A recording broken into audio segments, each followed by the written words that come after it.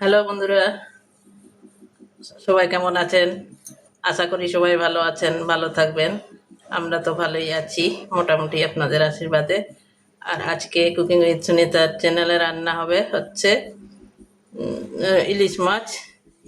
বেগুন দিয়ে, বেগুন সর্ষে দিয়ে আজকে ইলিশ মাছের ঝাল করব। তো কিভাবে রান্না করব দেখবেন ভিডিওটা প্রথম থেকে শেষ পর্যন্ত। বেগুনও কেটে নিয়েছি, ওখানে বাটিতে কালো সর্ষে আর কাঁচা লঙ্কা, ইলিশ মাছও ধুয়েছি, নুন হলুদ মাখিয়ে রেখে দিয়েছি। তো এবারে রান্নায় চলে যাব। বন্ধুরা, এদিকে গ্যাস জ্বালিয়ে কড়াইটাও বসিয়ে দিয়েছি। মাছগুলো আগে ভেজে নেব।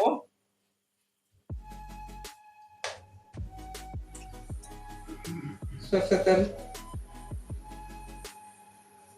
মাছের তেল রাখবো, ওই জন্য একটু তেলটা বেশি করে নিচ্ছি।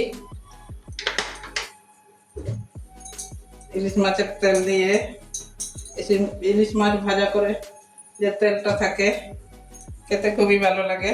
কখনো কিছু যখন থাকে না তখন ওই ইলিশ মাছের তেল দিয়ে খাওয়া হয়ে যায়। ওই জন্য একটু তেলটা বেশি করে নিয়েছি। তো মাছগুলো যাতে মাছের গন্ধটা যাতে থাকে, তো তেলটা গরম হতে দেব। তেল গরম হয়ে গেছে, এবারে মাছগুলো ভেজে নেব। ডিম দেওয়া মাছ তো একটু ঢাকা দিয়ে দিয়ে ভাজবো।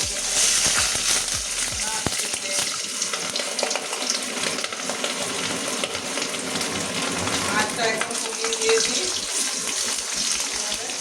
খুব বেশি ভাজবো না মাছগুলো, জাস্ট হালকা একটু ভেজে নেবো যাতে না থাকে। এইভাবে 3 পিস মাছ দিয়েছি, 3 পিস মাছ ভেজে নেবো। দেখেছেন কত তেল ছুটে গেছে ওইটুকুনো টাইমের মধ্যে।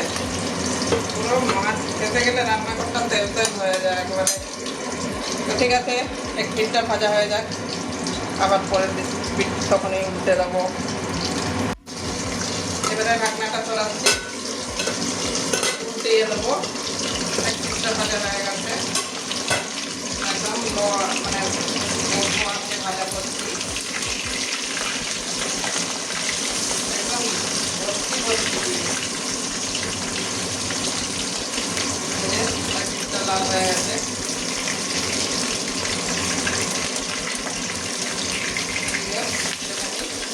ডিমটা ফুটে গেছে।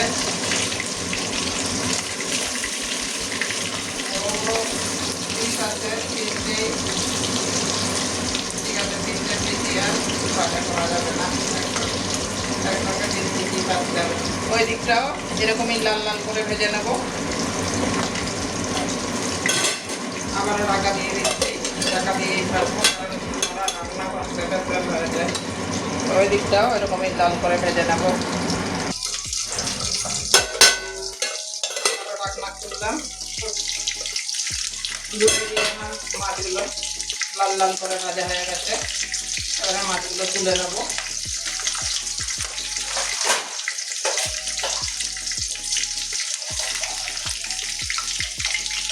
বড় বড় সাইজ লাল লাল করে ভেজে নিয়েছি। ডিমটা একদম ফুলে গেছে, ফুলে উঠেছে।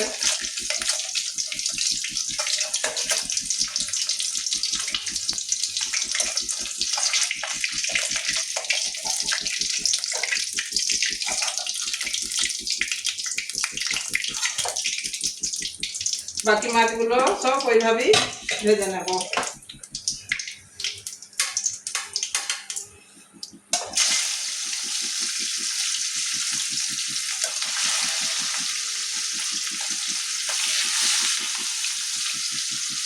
বাকি মাছগুলো এইভাবেই সব ভেজে নেব।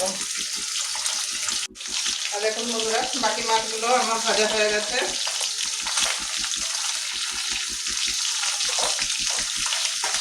দুদিকেই লাল লাল করে ভেজে নিয়েছি। এগুলো তুলে নেবো এবারে।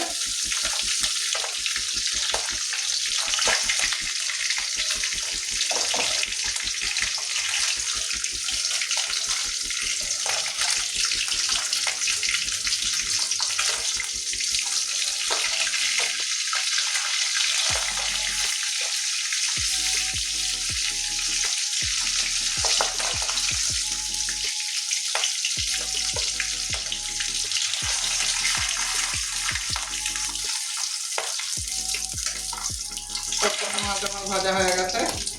এবারে তেলটা কমিয়ে নেব একটু,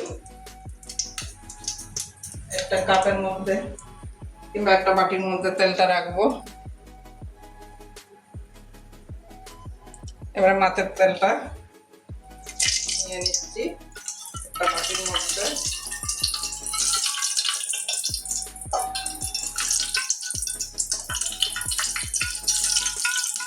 এই যে এতটা তেল কমিয়ে নিয়েছি।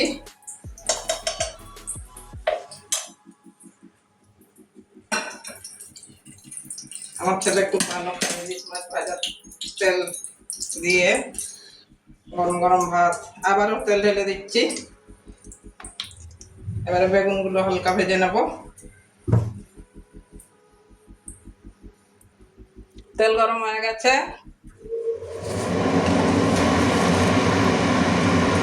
কালো জিরে দিয়ে দিচ্ছি, হাফ চামচ কালো জিরে দিয়ে দিলাম ফোড়নে।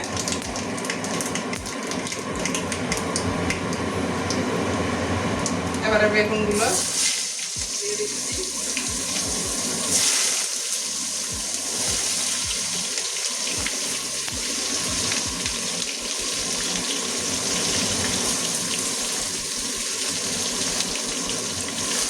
বেগুনগুলো ভেজে নেব।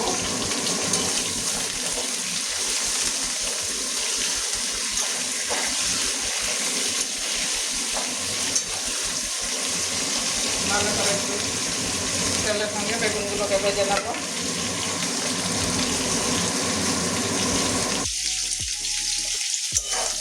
বেগুনটা আমার অর্ধেক ভাজা হয়ে গেছে, খুব দ্বিতীয় ভাজবো না। আর যেহেতু সরষে বাটা দিয়ে করছি, কাঁচা লঙ্কা অনেকটাই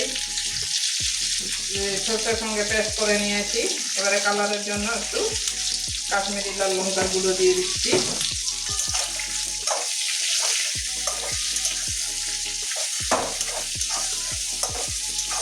কালার না হলে ভালো লাগে না,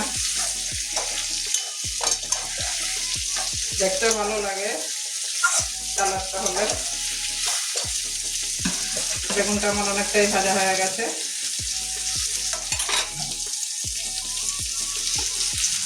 এই যে পেস্ট করে রাখা কাঁচা লঙ্কা সর্ষে দিয়ে দেবো। পেস্ট করে আমি রেখে দিয়েছিলাম প্রায় 3-4 মিনিট, তো আমার পেস্ট করে রাখা ছিল। এবারে ভালো করে সর্ষের সঙ্গে কষিয়ে নেব।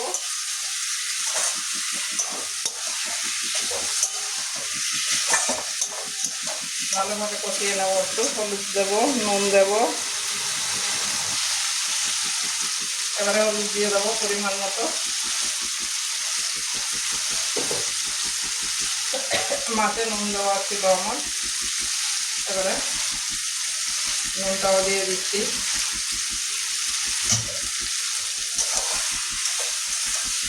ভালোভাবে মিশিয়ে নেব নুনটা।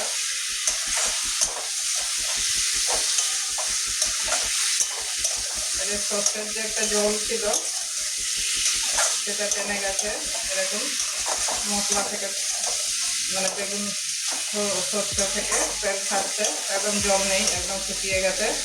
এবারে মিক্সির বাটিটা ধুয়ে জলটা দিয়ে দেবো।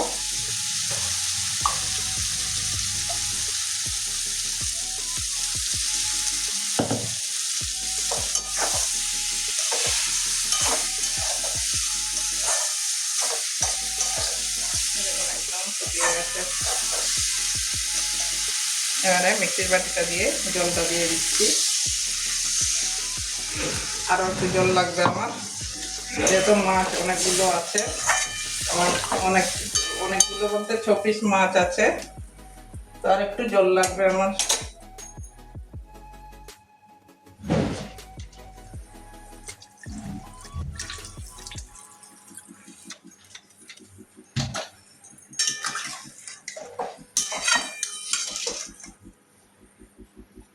নুনটা টেস্ট করে নেবো, যদি প্রয়োজন হয় তাহলে দেবো, না হলে দেবো না।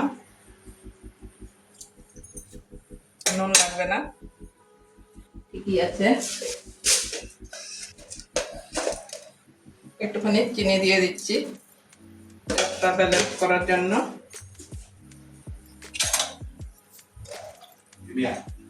একটু নাড়িয়ে নিচ্ছি, মিশিয়ে দিলাম। এবারে ছোট্ট একটা ঢাকনা দিয়ে ঢেকে রাখবো। বেগুনটা একটু ঝোলটা একটু ফুটুক, তারপরে মাছগুলো দেব। এবারে ঝোলগুলো ফুটে গেছে, এই দেখুন ঝোলটা ফুটে উঠেছে। আওয়াজ শুনেই বুঝতে পেরেছি ঝোলটা ফুটছিল যখন আওয়াজ হচ্ছে।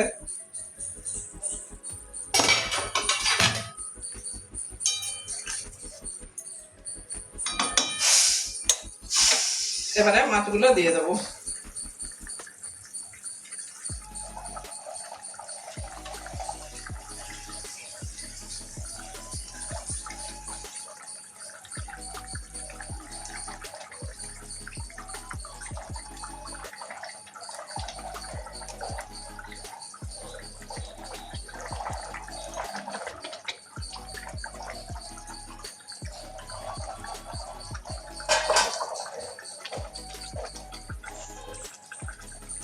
খুব বেশিও ঝোল করবো না, আবার খুব মাখা মাখা করবো না, একদম মিডিয়াম ভাবে করবো।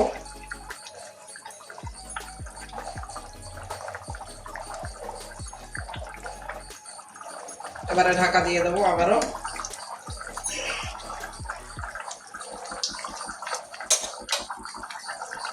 ছোট ঢাকনা দিয়ে হবে না, এবারে বড় ঢাকনা দিয়ে ঢাকবো। ভাজার সময় যে ঢাকনাটা ব্যবহার করেছিলাম ওই ঢাকনা দিয়ে এবারে ঢেকে দিচ্ছি। 5 মিনিটের জন্য ঢাকা দিয়ে রাখবো। 5 মিনিট পরে ততক্ষণ আমার বেগুনটাও সিদ্ধ হয়ে যাবে। তো বন্ধুরা 5 মিনিট পরে আবারও আসছি।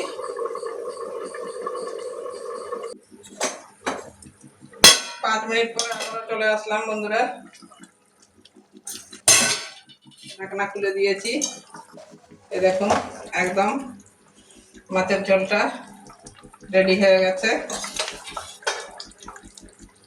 কিছু ধনেপাতা কুচি দিয়ে দেবো, কুচি করেছি দিয়ে দিচ্ছি।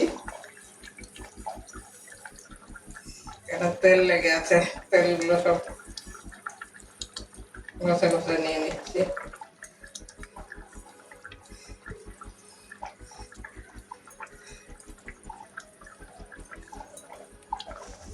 যা গন্ধ বেরিয়েছে বন্ধুরা কি বলবো।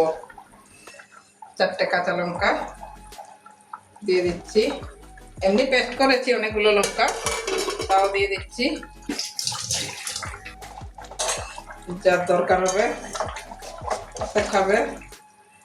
একটুখানি ঢাকা দিয়ে দেবো। লঙ্কা ধনে পাতা একটু সিদ্ধ হবে, নরম হয়ে যাবে। আরো 2 মিনিটের জন্য ঢাকা দিয়ে রাখছি।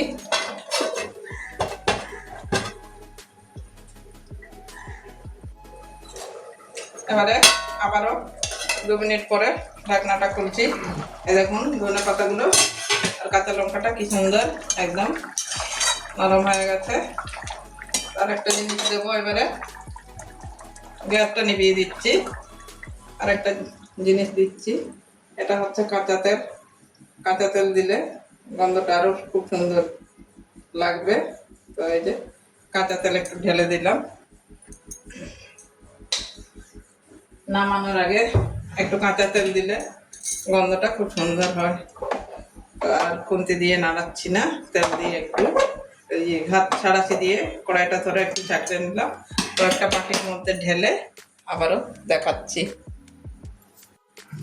বন্ধুরা এই যে আমার সর্ষে বেগুন দিয়ে ইলিশ মাছের ঝাল একদম কমপ্লিট হয়ে গেছে। তো কেমন হয়েছে কমেন্ট করবেন।